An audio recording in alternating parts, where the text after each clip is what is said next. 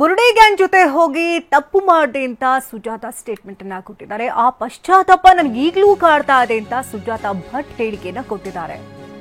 ಬುರುಡೆ gang ಜೊತೆ ಸೇರಿ ತಪ್ಪು ಮಾಡಿಬಿಟ್ಟೆ ಅಂತ ಹೇಳ್ತಿದ್ದಾರೆ. ವೀರೇಂದ್ರ ಹೆಗ್ಡೆಯವರನ್ನ ಭೇಟಿಯಾಗಿ ನಾನು ಕ್ಷಮೆ ಕೇಳ್ತೀನಿ ಅಂತ TV9ಗೆ ಸುಜಾತ ಭಟ್ ಎಕ್ಸ್ಕ್ಲೂಸಿವ್ ಆಗಿ ಮಾಹಿತಿಯನ್ನ ಹಂಚಿಕೊಂಡಿದ್ದಾರೆ. ನನ್ನಿಂದ ತಪ್ಪಾಗಿದೆ, ಕ್ಷಮೆ ಕೇಳ್ತೀನಿ ಅಂತ ಸುಜಾತ ಹೇಳಿದ್ದಾರೆ. 60 ವರ್ಷದ ಜೀವನದಲ್ಲಿ ಇದೊಂದು ಕಪ್ಪು ಚುಕ್ಕೆ ಆಗೋಯ್ತು ಅಂತ ಹೇಳ್ತಾರೆ.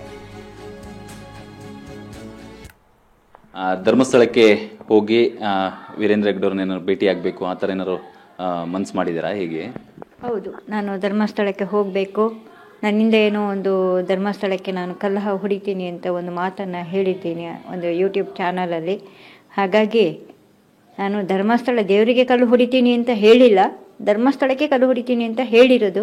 ಆದರೆ ಅದನ್ನು ಬೇರೆ ರೀತಿಯಲ್ಲಿ ಇದು ಮಾಡಿದ್ದಾರೆ. ಆಗಲೇ ಬಿಡಿ, ಧರ್ಮಸ್ಥಳ ದೇವರಾದ್ರೇನು ಧರ್ಮಸ್ಥಳ ಆದ್ರೇನು ಎಲ್ಲ ಒಂದೇ ಅಂತ ತಿಳ್ಕೊಂಡು ನಾನು ಹೋಗಿ ಕ್ಷಮೆ ಯಾಚಿಸ್ತೀನಿ.